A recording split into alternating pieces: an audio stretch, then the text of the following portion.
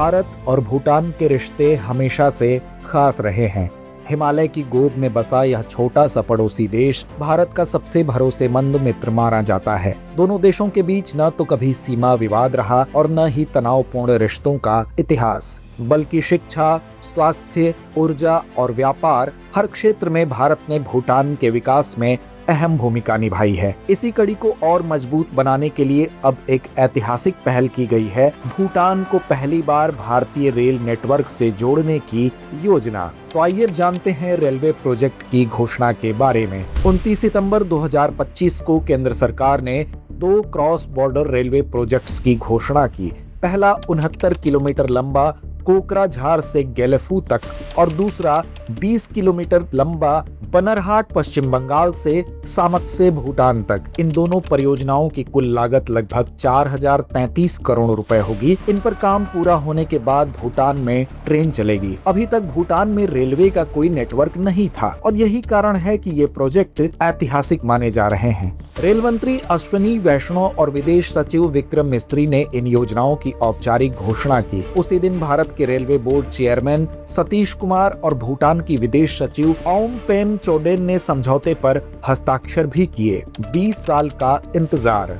यह कहानी अचानक शुरू नहीं हुई। इस पहल की जड़ें साल 2005 तक जाती हैं। 25 जनवरी 2005 को भारत और भूटान ने 5 रेलवे लाइनों के लिए समझौता किया था। उस समय भारत के रेल राज्य मंत्री नारनभाई जे राठवा और भूटान के विदेश मंत्री खांडू वांगचुक ने इस समझौते पर हस्ताक्षर किए थे। बाद में वांगचुक भूटान के प्रधानमंत्री भी बने। उस एमओयू के तहत 5 लिंक प्रस्तावित हुए थे। पहला हासीमारा पश्चिम बंगाल फुएंटशोलिंग 18 किलोमीटर, दूसरा कोकराझार असम गेलेफू 69 किलोमीटर, तीसरा पाठशाला असम नांगलाम 40 किलोमीटर, चौथा रंगिया असम समुद्रप जोंगखर 60 किलोमीटर, पांचवा बनरहाट पश्चिम बंगाल सामत से 20 किलोमीटर।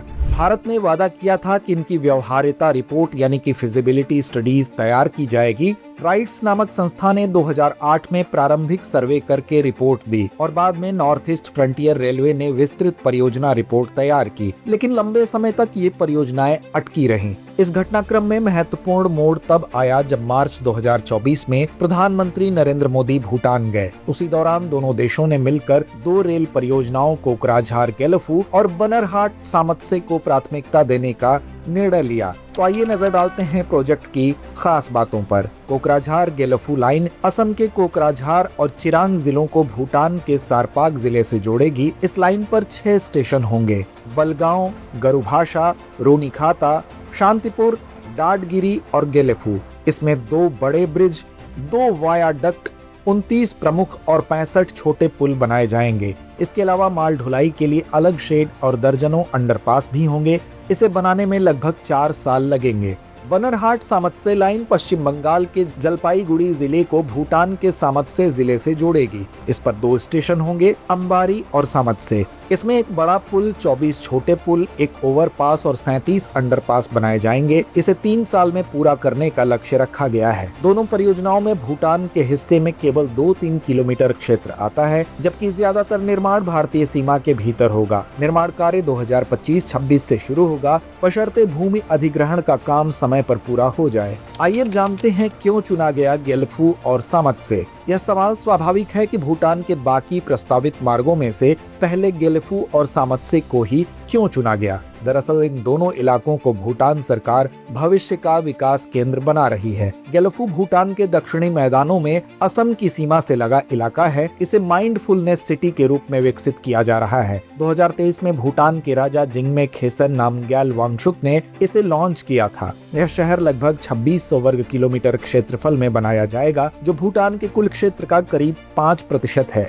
इसे विशेष स्वायत्त क्षेत्र का दर्जा मिलेगा, जहाँ स्वतंत्र न्यायपालिका और विधान व्यवस्था होगी। इसका उद्देश्य है कि यहाँ भूटानी परंपराओं को आधुनिक तकनीक और वैश्विक व्यापार के साथ जोड़ा जाए। सामतसे को भूटान औद्योगिक नगर के रूप में विकसित कर रहा है। यहाँ से भारत को डोलोमाइट, फेरोसिलिकॉन, क्वार्टजाइट और स्टोन चिप्स जैसे खनिजों का निर्यात किया जाएगा। इसलिए रेलवे लाइन यहाँ उद्योग और व्यापार को नई गति देगी। आइए अब नजर डालते हैं इसके रणनीतिक और आर्थिक महत्व पर। भारत भूटान का सबसे बड़ा व्यापारिक साझेदार है। भूटान के कुल व्यापार का लगभग 80% भारत के साथ होता है। 2016 के द्विपक्षीय समझौते के तहत दोनों देशों के बीच मुक्त व्यापार की व्यवस्था है और भूटान को तीसरे देशों से आने जाने वाले माल पर शुल्क मुक्त ट्रांजिट की सुविधा भी दी गई है। इन रेलवे प्रोजेक्ट से न सिर्फ व्यापार बढ़ेगा बल्कि भारत के पूर्वोत्तर राज्यों और भूटान दोनों की कनेक्टिविटी मजबूत होगी। इससे पर्यटन उद्योग और सांस्कृतिक आदान प्रदान को भी बल मिलेगा। रणनीतिक दृष्टि से भी यह कदम अहम है। हाल के वर्षों में चीन ने भूटान में अपनी उपस्थिति बढ़ाने की कोशिश की है। सीमा विवाद के अलावा चीन ने भूटान में निवेश की पेशकश भी की है। ऐसे में भारत का यह प्रोजेक्ट केवल व्यापार ही नहीं बल्कि सुरक्षा और भू राजनीति के लिहाज से भी बहुत मायने रखता है। आइए अब नजर डालते हैं भविष्य की चुनौतियों पर। हालांकि इन योजनाओं की घोषणा हो चुकी है, लेकिन चुनौतियां भी कम नहीं हैं। सबसे बड़ी चुनौती होगी भूमि अधिग्रहण और तेजी से निर्माण की। इसके अलावा भूटान एक पर्यावरण संवेदनशील देश है, जहां निर्माण कार्य के दौरान प्रकृति का संतुलन बनाए रखना अहम होगा। फिर भी इन चुनौतियों से पार पाकर अगर ये रेलवे लाइनें समय पर बन जाती हैं, तो यह भारत भूटान संबंधों को नई ऊंचाई पर ले जाएंगी। तो आइए अब चलते हैं निष्कर्ष की तरफ। भारत और भूटान के बीच यह रेलवे कनेक्टिविटी केवल एक परिवहन परियोजना नहीं है, यह दोनों देशों की गहरी दोस्ती, विश्वास और साझा भविष्य का प्रतीक है। जिस दिन पहली ट्रेन भूटान की धरती पर पहुंचेगी, वह दिन इतिहास में दर्ज होगा। यह विकास की नई राह खोलेगी और साथ ही दोनों देशों के बीच रणनीतिक सहयोग को मजबूत बनाएगी। तो व्यूअर्स, चर्चा को यहीं विराम देते हैं और नोट करते हैं आज का सवाल। भारत भूटान रेल परियोजना का उत्तर पूर्व भारत के आर्थिक और सामाजिक विकास पर संभावित प्रभाव पर चर्चा कीजिए। अब एग्जाम की तैयारी को और बेहतर करने के लिए हमारे चैनल को लाइक, शेयर और सब्सक्राइब करना ना भूलें।